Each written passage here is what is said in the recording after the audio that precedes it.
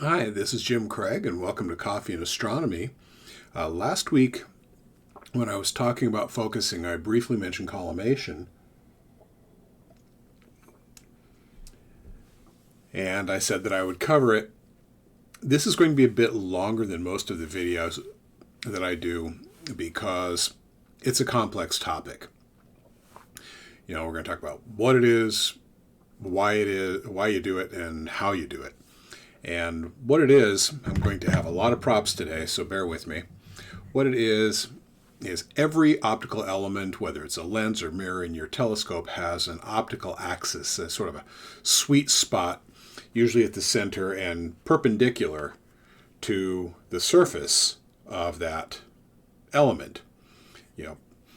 And for your best views, you want all of those axes to line up.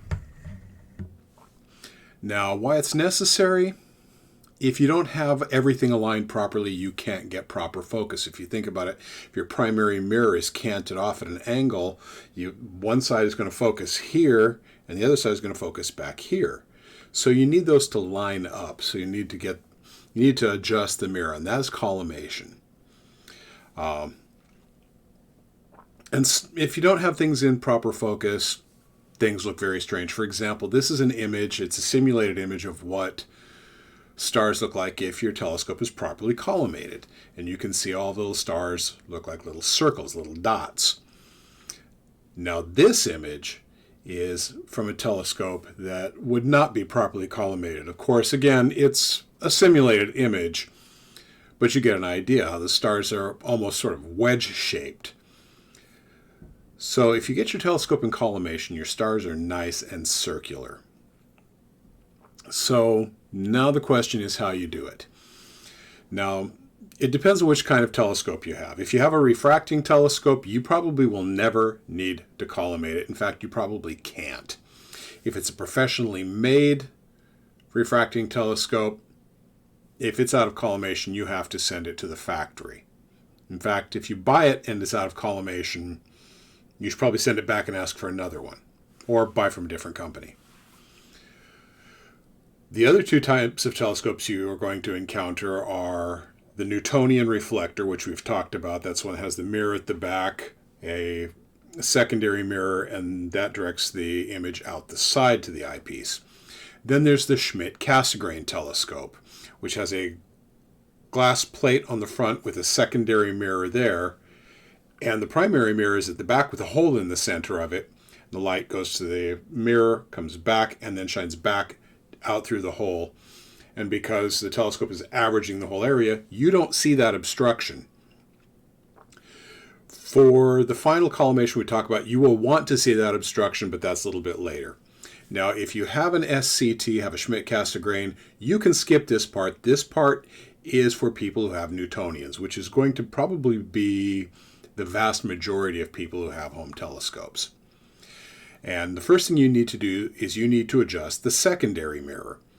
And one of the things that we're going to do is look for the collimation screws, and they're on the back of the secondary mirror. And usually they're either Phillips point screws or hex screws, Allen screws. So locate those. And then you're going to want something called a Cheshire eyepiece. Now, you can buy a Cheshire eyepiece, and essentially what it is, it's a tube with a cap that has a hole in it. You can make your own. By finding something that's getting a little bit harder to find, maybe look in the attic, or if you know somebody who used to do a lot of photography, a film can. Turns out the barrel of a film can is the same diameter as a telescope eyepiece. And you can make a Cheshire eyepiece out of this by cutting off the bottom of the can, just completely cut it off. And then in the lid, there's a little indentation right there in the middle. Dead center in that, you drill a hole. What I do is I generally take an X-Acto knife, put the point of the X-Acto knife in that hole, and then give a little twist, just open up. And you just need a very small hole, just enough to see in. Then you put that where your eyepiece is. And when you look in, you're going to get a view that looks something like this. Now, this is the view if your telescope is out of collimation, if you're secondary. Now, you want to find those little screws on the back of your secondary mirror and give them, say, an eighth of a turn and see where the primary mirror looks to be in your little Cheshire eyepiece.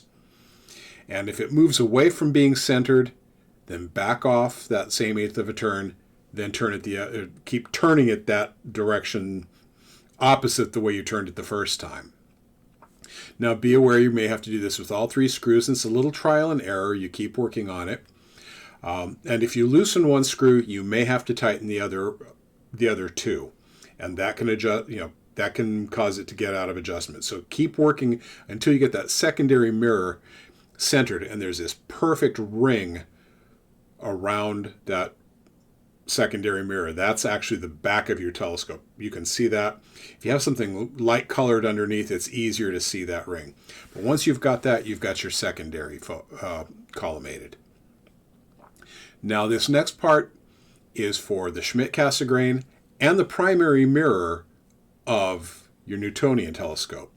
You'll want to find the collimation screws on that. Now on the Newtonian telescope, they're going to be on the back of the primary mirror, and they're going to look like bolts. They may be wing nuts. They may be screws. On the Schmidt-Cassegrain telescope, they're going to be on the secondary mirror holder, on the back of that. And again, they're likely to be Phillips head screws or little hex screws. Now, here's a note to you folks who have Schmidt-Cassegrains. Be extremely careful. Don't look away while you're moving your screwdriver around or your Allen wrench around, because you don't want to tap it against the corrector plate in your Schmidt-Cassegrain. Also, don't put your hands on the corrector plate because you don't want to smear your skin oils on there, because then you have to clean it off. And what we're going to do, in order to know which way to turn those, we're going to have I'm going to use another prop here. You want to find one of those screws either on the back of the telescope or up on the secondary for your Schmidt-Cassegrain. Find one of those screws and line up a piece of tape with it. And what I use is painter's tape. I fold over one side of it to make a tab, like so. And I'm going to have a trash can fill in for my telescope because it's easier to manipulate. So you just put that tab over the edge so it hangs over, and just fold it. Pretty much just want it to be in the way. You want it to be visible. And you can cut the tab to have an arrow or whatever, but again, that's going to line up with one of the screws. And when you look through the telescope, that tab is going to look something like this.